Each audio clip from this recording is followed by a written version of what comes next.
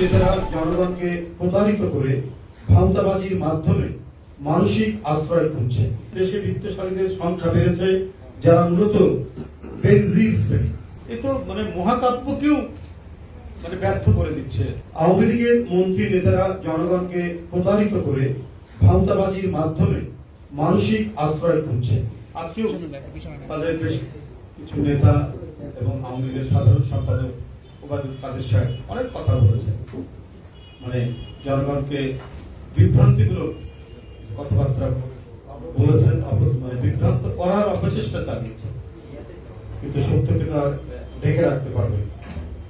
এরা রাষ্ট্রীয় অর্থনীতি লুটপাট সহ মানুষের সহায় সম্পদ আত্মসাৎ করে গণতন্ত্রকে কবর দিয়ে একতরফা নির্বাচনের মাধ্যমে ক্ষমতা দখল করে সরাসরি জনগণকে প্রতারিত করেছে।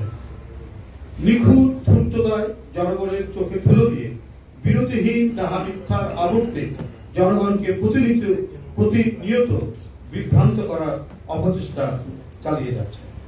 দীর্ঘ ১.৫ দশক ধরে জনগণের পকেট কাটার কারণে এখন দেশে হাহাকার করেছে। অনাহার অর্ধাহারে ক্ষুধার্ত মানুষ এবারের ঈদে চরম দুর্দশার মাঝে দিন কাটিয়েছে। বাজারে আকাশচুম্বী মূল্যস্ফীতির কারণে ভাত তরকারি জোগাড় করা যেখানে কষ্টকর, সেখানে ঈদের পোশাক কিনবে কিভাবে? গণমাধ্যমে প্রকাশিত একজন গার্মেন্টস শ্রমিক নিজের শিশু কন্যা সন্তানের জন্য ফুটপাত থেকে ফ্রক কিনতে গিয়ে তা কিনতে পারেন। চট্টগ্রামে ঈদ বাজারে গত বছরের তুলনায় এবার ৩০% কেনাকাটা কমেছে। এটা আমি গণমাধ্যম থেকে আপনাদেরকে বলছি। এই পরিস্থিতি সারা দেশে, এই যে কেনাকাটার যে ৩০%, ৩৫% বা ২৫% যে কমেছে, এটা মানুষের ক্রয় ক্ষমতা নেই বলেই তারা কেনাকাটা করতে পারেনি। আপনি নিজেরাই দেখবেন এবারে বাজারে তাকিয়ে, মার্কেটগুলোর দিকে তাকিয়ে তেমন একটা ভিড় ছিল। এই পরিস্থিতি সারা দেশে। ঢাকাতে ধনীদের কেনাকাটা বাড়লেও নিম্নবিত্ত ও মধ্যবিত্ত শ্রেণীর ক্রয় ক্ষমতা কমেছে। কাপড় ব্যবসায়ীরা শাড়ি,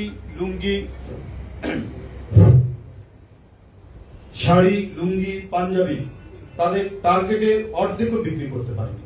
আর এই ব্যবসায়ীরা অনেক সময় ঋণ নিয়ে ঈদের সময় তারা কাপড় নিয়ে আসেন, কিনে নিয়ে আসেন, তারপরে ঈদের আগের দিন পর্যন্ত তারা এই কাপড় চোপড় বিক্রি করে তারপরে টাকা পরিশোধ করে।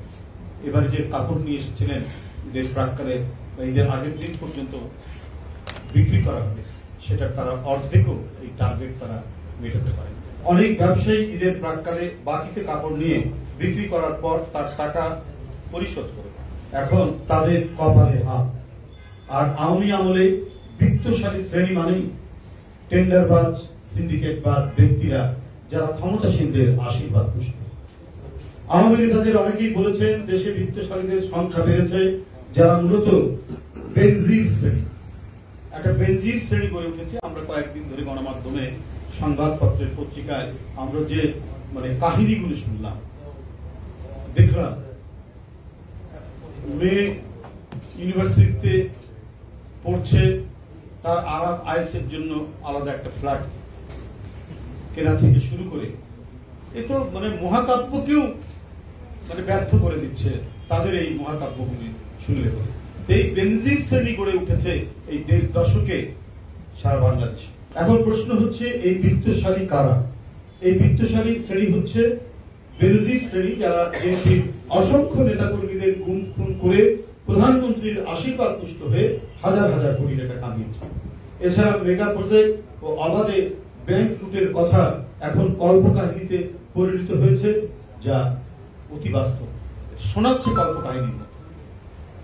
বাংলাদেশের মানুষ খেতে পারে না, অথচ এখানকার মানুষ বিদেশে গিয়ে শীর্ষ ধনীদের তালিকায় তাদের নাম হচ্ছে। এটা তো কল্পকাহিনী, কিন্তু এটা অত্যন্ত বাস্তব ঘটনা। এটা বাস্তব সত্য যে দুর্নীতির সাথে ক্ষমতার উপরের দিকে ঘনিষ্ঠ সম্পর্ক থাকে। অত্যাচারী শাসকের পদতলে পিষ্ট আজ বাংলাদেশ।